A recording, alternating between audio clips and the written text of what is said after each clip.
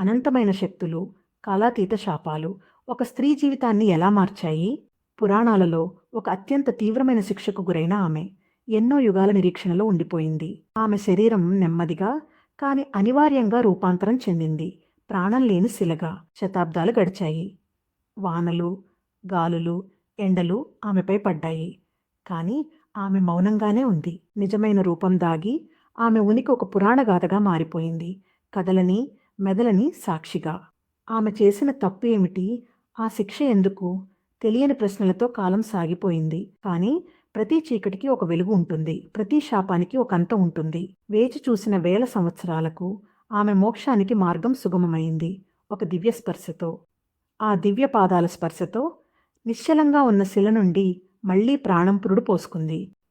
అది కేవలం ఒక పునర్జన్మ కాదు. అది పాప ప్రక్షాళన, శాప విమోచన. గౌతమ్ మహర్షి శాపం నుండి విముక్తి పొందిన ఆ పుణ్యస్త్రీ సాక్షాత్తు అహల్య. ఆమె కథ తప్పులు క్షమించబడతాయి, మోక్షం ఎప్పుడూ లభిస్తుంది అనడానికి ప్రతీక.